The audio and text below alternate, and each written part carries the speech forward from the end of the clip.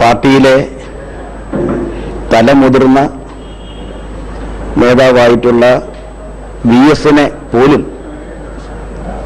ഈ തെരഞ്ഞെടുപ്പിന്റെ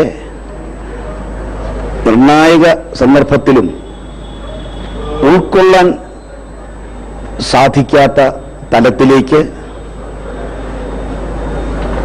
അവരുടെ വിഭാഗീയത ചെന്നെത്തിയിരിക്കുകയാണ്. സ്വന്തം പാർട്ടിയിലെ മുതിർന്ന നേതാവിനെ പോലും അംഗീകരിക്കാൻ ഉൾക്കൊള്ളാൻ സാധിക്കാത്തവർ എങ്ങനെ കേരളത്തിലെ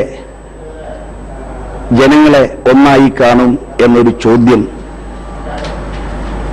ഏറെ പ്രസക്തമായി ഉയർന്നു വന്നിരിക്കുകയാണ്. LDF വന്നാൽ എല്ലാം ശരിയാകും എന്നുള്ള മുദ്രാവാക്യം, അതിൻ്റെ അർത്ഥം ഇപ്പോഴാണ് വ്യക്തമാകുന്നത്.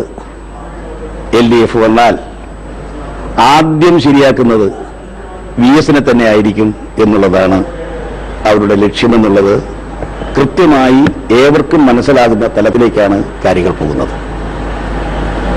അസഹിഷ്ണുതയുടെ പര്യായമായി CPM മാറിയിരിക്കുന്നു. അസഹിഷ്ണുതയുടെ കാര്യത്തിൽ CPM-ഉം BJP-യും ഒരേ നാണയത്തിന്റെ ഇരുവശങ്ങളായി നിൽക്കുന്നു.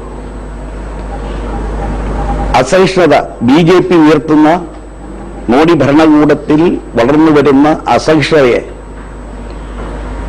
ചെറുക്കുന്നു എന്ന് അവകാശപ്പെടുന്ന സീതാറാം യെച്ചൂരിയും കൂട്ടരും കേരളത്തിലെ തങ്ങളുടെ സഹപ്രവർത്തകരുടെ ഇടയിൽ വളർന്നു വരുന്ന അസഹിഷ്ണുത അത് തിരുത്താൻ തയ്യാറാകുമോ എന്നൊരു ചോദ്യമാണ് ഇപ്പോൾ ഉയർന്നു വരുന്നത്.